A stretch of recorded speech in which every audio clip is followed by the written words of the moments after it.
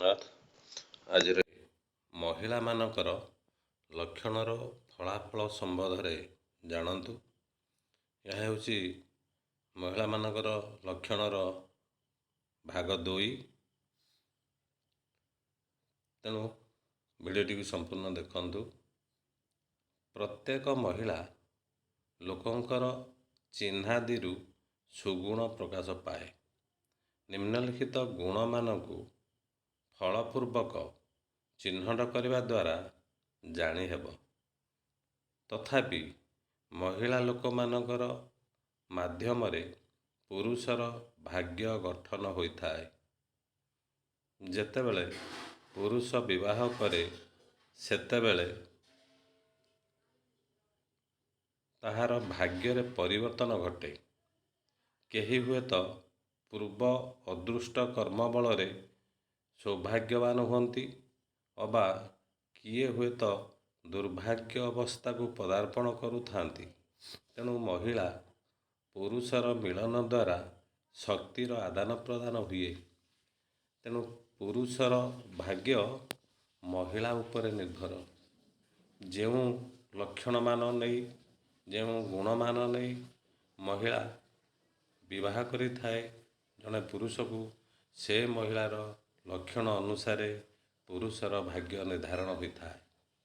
ତେବେ ଏ ଭିଡ଼ିଓରୁ ଜାଣିବା ମହିଳାମାନଙ୍କର କେଉଁ କେଉଁ ଲକ୍ଷଣମାନ ଥିଲେ ପୁରୁଷର ଉନ୍ନତି ହେବା ସହିତ ସେ ପରିବାରର ମଧ୍ୟ ଉନ୍ନତି ହୋଇଥାଏ।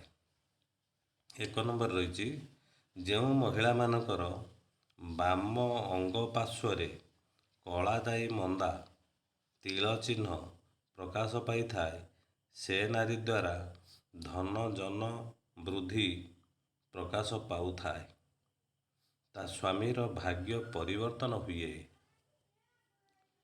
ମହିଳାର ଯଦି ବାମ ଅଙ୍ଗର ପାର୍ଶ୍ୱରେ କଳାଦାୟୀ ମନ୍ଦା ଥିବ ବା ତିଳ ଚିହ୍ନ ଥିବ, ତିଳ ହେଲା ଖସା ବା ରାଶି, ଛୋଟିଆ କଳା ଚିହ୍ନଟିଏ ଯଦି ବାମ ପାର୍ଶ୍ୱରେ ଥାଏ ତେବେ ତା ସ୍ୱାମୀର ଭାଗ୍ୟ ପରିବର୍ତ୍ତନ ହେବ। 2 ନମ୍ବର, ଯାହାର ବାମ ଚକ୍ଷୁ କୋଇଲି ସଦୃଶ ଛୋଟ କିମ୍ବା ସୂର୍ଯ୍ୟଟେରୀ ଚକ୍ଷୁ ଥାଏ, ସେ ଲକ୍ଷ୍ମୀ ଅଟନ୍ତି। ଆମ ଲକ୍ଷ୍ମୀଙ୍କର ଚକ୍ଷୁ ଛୋଟ, ସେ ସୂର୍ଯ୍ୟଟେରୀ, ଲକ୍ଷ୍ମୀଙ୍କୁ ସୂର୍ଯ୍ୟଟେରୀ ବୋଲି କୁହାଯାଏ।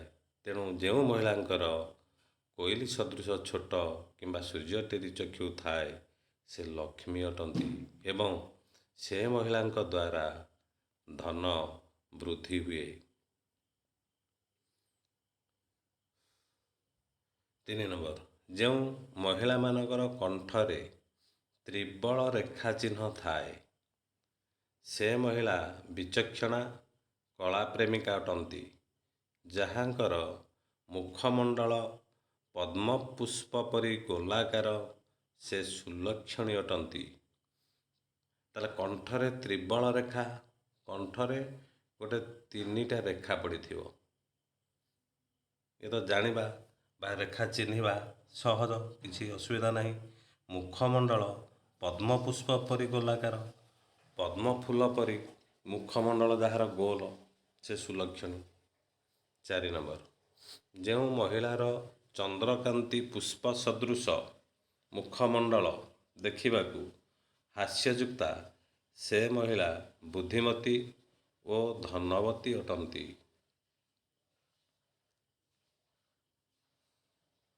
ଚନ୍ଦ୍ରକାନ୍ତି ପୁଷ୍ପ ସଦୃଶ ମୁଖମଣ୍ଡଳ, ଚନ୍ଦ୍ର ଜହ୍ନ ଯେପରି ଗୋଲ, ସେ ମହିଳାର ମୁଖମଣ୍ଡଳ ସେଇଭଳି ଗୋଲାକାର ହୋଇଥିବ।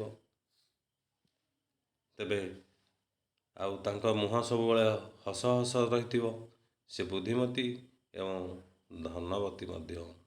5 ନମ୍ବର, ଯେଉଁ ମହିଳାର ନଖ ତମ୍ବା ରଙ୍ଗ ସଦୃଶ, ସେ ଭାଗ୍ୟବତୀ ଅଟେ। 6 ନମ୍ବର, ଯେଉଁ ମହିଳାର ଜାନୁ ଜଙ୍ଘ ହସ୍ତୀ ଶୁଣ୍ଢ ପରି ଗଠନ, ସେ ମହିଳା ସୁଲକ୍ଷଣୀ ଅଟେ। 7 ନମ୍ବର, ଯାହାର ଲଲାଟରେ ଲଲାଟ, କପାଳ ତ୍ରିଶୂଳ ସଦୃଶ ରେଖାଯୁକ୍ତ ସେ ନାରୀଠାରେ ଦେବୀ କଳାରେ ଅସୀମ ଶକ୍ତି ବିକାଶ ହୁଏ। ଏସବୁ ବହିରୁ ଦିଆଯାଇଛି, ଜ୍ୟୋତିଷ ଶାସ୍ତ୍ର ବହିରୁ। 8 ନମ୍ବର, ଯେଉଁ ମହିଳାର ଲଲାଟରେ ତ୍ରିଭୁଜ ଚିହ୍ନ ଦେଖାଯାଉଥାଏ ସେ ଲକ୍ଷ୍ମୀ ସ୍ୱରୂପା ଓ ଧନଜନରେ ଶାନ୍ତି ପାଏ ଏବଂ ସେ ମହିଳା ସର୍ବଦା ଐଶ୍ୱର୍ଯ୍ୟ ଭୋଗ କରେ। କପାଳରେ ଯାହାର ତ୍ରିଭୁଜ ଚିହ୍ନ ପରି ରେଖା ରହିଥିବ ସେ ଐଶ୍ୱର୍ଯ୍ୟ ଭୋଗ କରେ, ସେ ଲକ୍ଷ୍ମୀ ସ୍ୱରୂପା। 9 ନମ୍ବର, ଯେଉଁ ମହିଳାର କେଶ ପୁଚ୍ଛ ପରି ଏବଂ ଲମ୍ବିତ ଥାଏ ସେ ମହିଳା ସୌଭାଗିନୀ ଅଟେ। ଯେଉଁ ମହିଳାର ମୁଣ୍ଡର ଚୁଟି କେଶ ପୁଚ୍ଛ ପରି ହୋଇଥାଏ, ପୁଚ୍ଛ ହେଲା ଲାଞ୍ଜ ପରି ରହିଥାଏ, ଲମ୍ବା ହେଇଥାଏ, ବହୁତ ଲମ୍ବା ଥାଏ, ଯାହାର କେଶ ବା ଚୁଟି ଅଧିକ ଲମ୍ବା ଥାଏ ସେ ମହିଳା ସୌଭାଗିନୀ ଅଟେ। 10 ନମ୍ବର, ଯେଉଁ ମହିଳାର ଚାଲି ହାତୀ ସଦୃଶ ଗମନ କରେ ଏବଂ ହଂସ ପରି ଚାଲି ଏମାନେ ବଂଶର ଆଲୋକ ଅତି ସୌଭାଗିନୀ ଅଟନ୍ତି। 11 ନମ୍ବର, ଯାହାର କଣ୍ଠସ୍ୱର ସରୁ ଓ ସୁଲକ୍ଷଣୀ ଅଟେ। ଯାହାର କଣ୍ଠସ୍ୱର ସରୁ ମୃଦୁ ସେ ସୁଲକ୍ଷଣୀ ଅଟେ। 12 ନମ୍ବର, ଯେଉଁ ମହିଳାର ଓଷ୍ଠ ଓ ଜିହ୍ୱା ପାନ ଖାଇବା ପରି ଲାଲ ଦେଖାଯାଏ ସେ ବହୁ ଗୁଣରେ ବିଶିଷ୍ଟା ଓ ସୁଖିନୀ ଅଟେ। 13 ନମ୍ବର, ଯେଉଁ ମହିଳାର ଦାନ୍ତ ସମାନ ଯୁକ୍ତ, ଦାନ୍ତ ଯାହାର ସମାନ ସେ ସୁଲକ୍ଷଣୀ ଅଟେ। ଯାହାର ଦାନ୍ତ ଅତି ଛୋଟ କିମ୍ବା ବିରି ଦାନ୍ତ ହୋଇଥିବ ତେବେ ସେ ସୁଖିନୀ ଅଟେ। 14 ନମ୍ବର, ଯାହାଙ୍କର ଚକ୍ଷୁ କୋଇଲି ସଦୃଶ ମୀନ ନୟନା ସେ ନାରୀ ଗୃହର ଶୁଭକାରିଣୀ ଅଟେ। 15 ନମ୍ବର, ଯେଉଁ ଝିଅ ପିଲାଙ୍କ ଶାରୀରିକ ଗଠନ ସୁଢଳ ଆକାର ଏବଂ ଅତି ମୋଟା ନୁହେଁ କି ପତଳା ନୁହେଁ ସେ ସୌଭାଗିନୀ ଅଟନ୍ତି ବା ସୌଭାଗିନୀ ଅଟେ। 16 ନମ୍ବର, ଯେଉଁ କନ୍ୟାର ହସ୍ତରେ ପଦ୍ମ ଓ ପୂର୍ଣ୍ଣ କୁମ୍ଭ ଚିହ୍ନ ଦୃଷ୍ଟ ହୁଏ, ହାତ କୋଉଠି ପାପୁଲିରେ ପଦ୍ମପତ୍ର ଚିହ୍ନ ଦେଖାଯାଉଥାଏ ବା ପୂର୍ଣ୍ଣ କୁମ୍ଭ ମାଠିଆ ଭଳି ପୂର୍ଣ୍ଣ ମାଠିଆ ଭଳି ଚିହ୍ନ ଦୃଷ୍ଟ ହୁଏ, ଦୃଷ୍ଟ ମାନେ ଦେଖାଯାଏ, ସେହି କନ୍ୟାର ସ୍ୱାମୀ ନୃପତି ପଦ ଲାଭ କରେ। ନୃପତି ବୋଇଲେ ରାଜା, ତେଣୁ ଆଜିକାଲି ତ ଆଉ ରାଜା ନାହାନ୍ତି, ହୁଏତ ଉଚ୍ଚ ପଦବୀର ଅଧିକାରୀ ହୋଇପାରନ୍ତି ତାଙ୍କର ସ୍ୱାମୀ। 17 ନମ୍ବର, ଯାହାର ପାଦ ତଳେ ମତ୍ସ୍ୟ ଅଙ୍କୁଶ ଚିହ୍ନ ଥାଏ, ମତ୍ସ୍ୟ ବୋଇଲେ ମାଛ ବା ଅଙ୍କୁଶୀ ଚିହ୍ନ ଥାଏ, ପଦ୍ମ ବକ୍ର ଓ ଲଙ୍ଗଳ ଚିହ୍ନାନ୍ତି, ପଦ୍ମ ପତ୍ରଟା ଟିକେ ବକ୍ର ହେଇକି ଥାଏ ଏବଂ ଲଙ୍ଗଳ ଚିହ୍ନ ଥାଏ, ସେ କନ୍ୟା ବହୁ ପୁତ୍ର ଜାତ କରେ, ତାର ସ୍ୱାମୀ ଦୀର୍ଘଜୀବୀ ହୁଅନ୍ତି। 18 ନମ୍ବର, ରାଶି ଶାସ୍ତ୍ରରେ ବର୍ଣ୍ଣିତ ଅଛି ଯେଉଁ ନାରୀର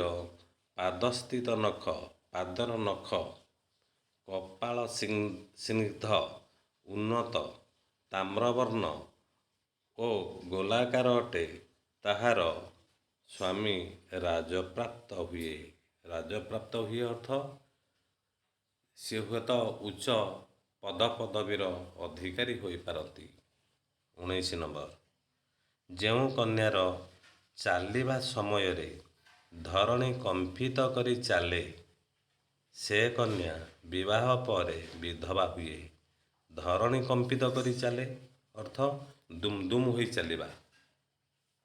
ତେଣୁ ଯିଏ ଦୁମ୍ ଦୁମ୍ ହୋଇ ଚାଲେ ସେ କନ୍ୟା ବିବାହ ପରେ ହୁଏତ କିଛି ଦିନ ପରେ ସେ ବିଧବା ହୁଏ। 20 ନମ୍ବର, ଯେଉଁ ମହିଳାର ପାଦ ଖାଲୁଆ, ଚାଲିଲା ବେଳେ ପାଦର ତଳ ଅଂଶ ଟିକେ ଖାଲୁଆ ରହୁଥିବ, ଫାଙ୍କା ରହୁଥିବ, ସେ ଚଞ୍ଚଳା ଗତି ବା ଚଞ୍ଚଳ ଗତି ତାର ଓ ବହୁତ ପଥ ଚାଲିବାକୁ ସେ ଭଲ ପାଏ। ଏଣେ ତେଣେ ଭ୍ରମଣ କରିବା ପାଇଁ ସେ ଭଲ ପାଏ। ମହିଳାମାନଙ୍କର ଏ ଲକ୍ଷଣରୁ ପୁରୁଷର ଭାଗ୍ୟ ନିର୍ଦ୍ଧାରଣ ହୋଇଥାଏ। ତେଣୁ ଭିଡ଼ିଓଟିକୁ ତ ଭଲ ଭାବରେ ବୁଝି ହେଉଥିବ। ଆଉ ଭିଡ଼ିଓଟିକୁ ସମ୍ପୂର୍ଣ୍ଣ ଦେଖନ୍ତୁ ଏବଂ ଆଗରୁ ଜାଣିକି ଟିକେ ଖୁସି ହେବେ। ଏଇ ଲକ୍ଷଣ ଅଛି, ତେଣୁ ଆଗରୁ ଜାଣିକି ଟିକେ ଖୁସି ହେବେ।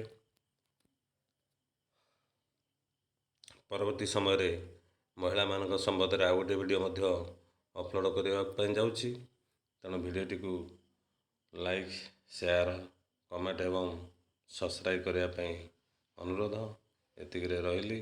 Thank you.